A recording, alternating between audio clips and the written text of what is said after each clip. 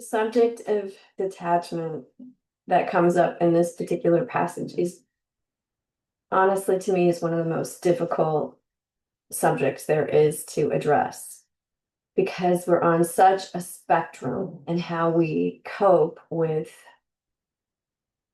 trauma, abuse, just inappropriate behavior in our lives.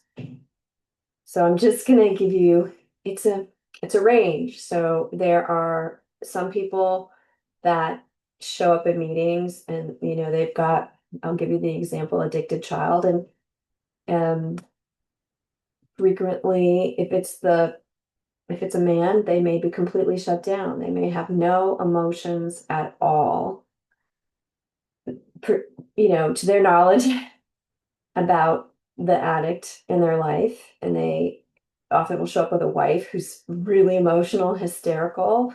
And so in their household, he's trying to balance her out, or, they've got their own dynamic going on between husband and wife.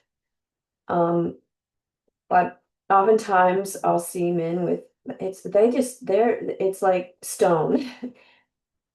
They actually will come in and say, I just need you to fix her. Her emotions related to the child in our life it's the problem. She's just way too emotional.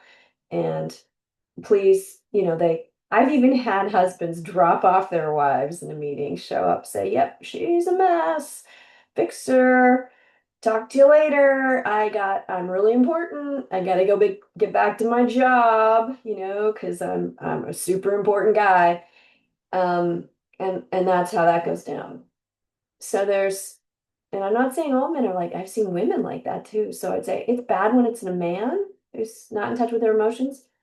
When it's a woman it's horrendous if they're a parent. It's absolutely horrendous. So, but we're all somewhere along that spectrum. So in the same family, you can see someone, a parent, totally no emotions, not in touch with their emotions at all, and another parent in the house who's just in hysterics.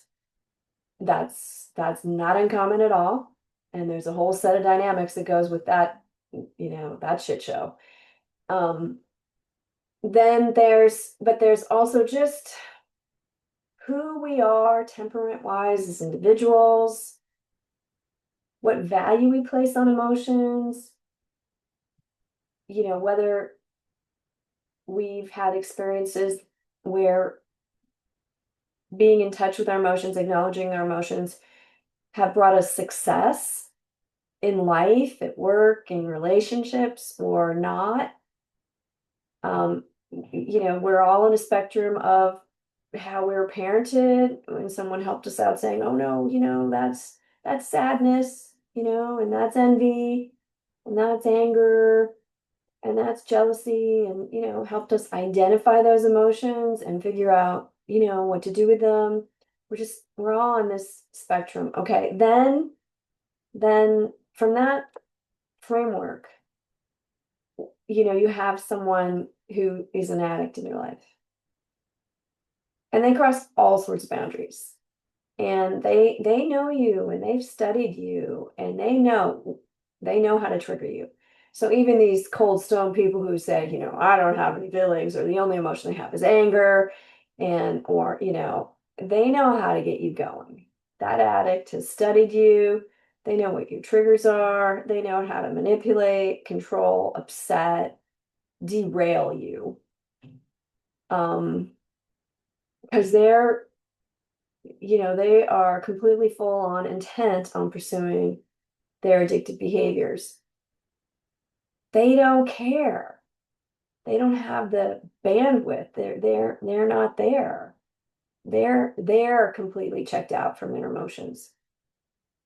So when I bring up the subject of detachment, it's it's you can get a lot of responses.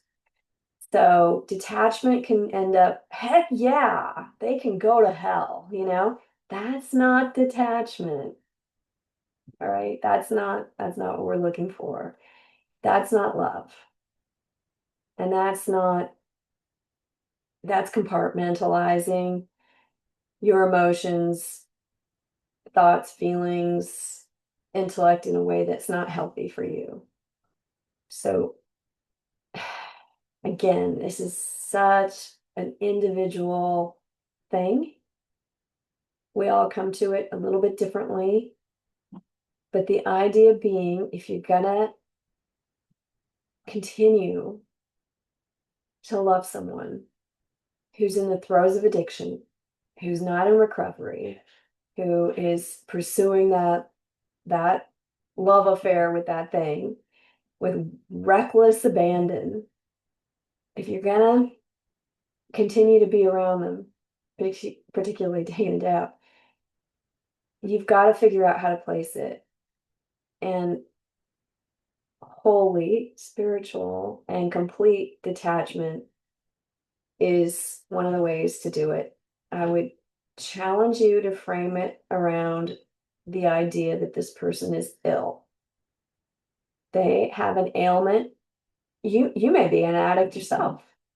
They have they're suffering from addiction, they're suffering from an ailment, something's got a hold on them that they don't see and they don't have control over.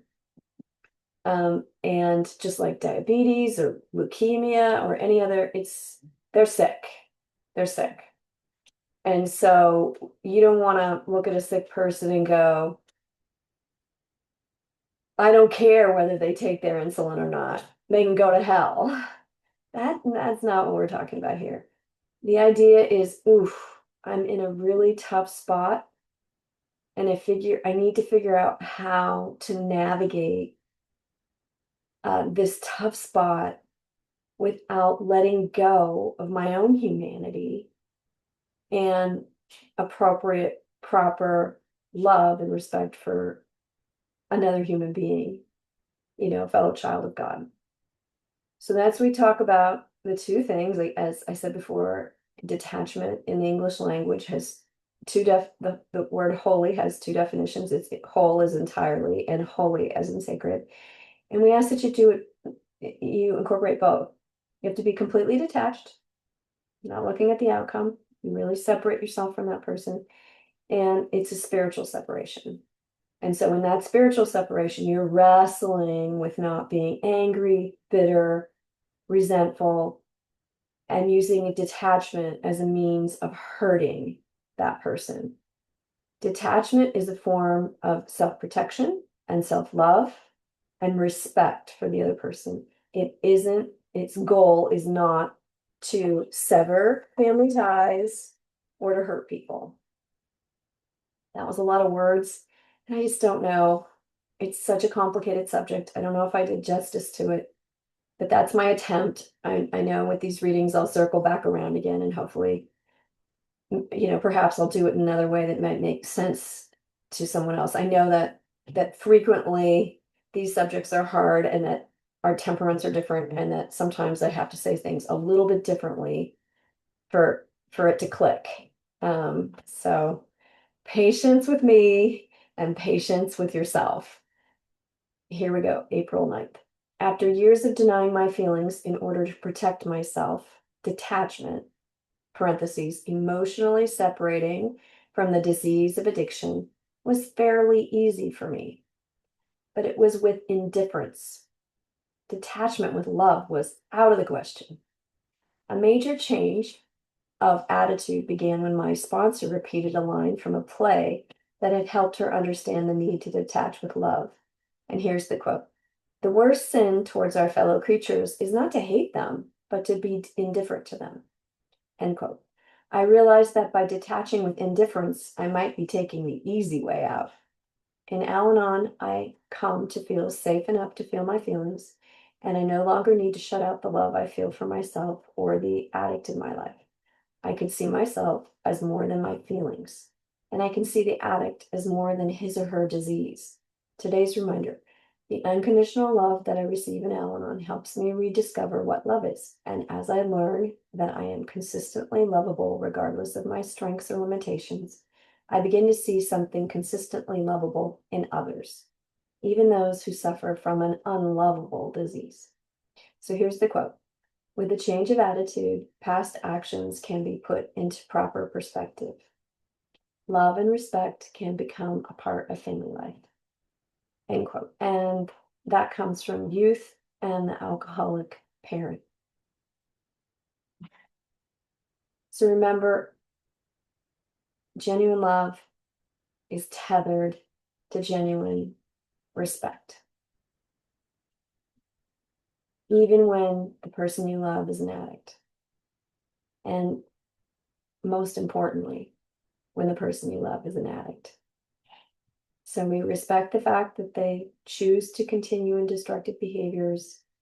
We do not withhold our love from them, but out of self-preservation, we cease to try to control them in any way. And this enables them to face the consequences, the weight of the consequences of their choices, take ownership for what's going on in their lives, and perhaps recover. So it's important to realize that this issue of attachment is absolutely connected to that individual's ability to recover. I pray this blesses you, and I pray for your strength in enduring in this journey.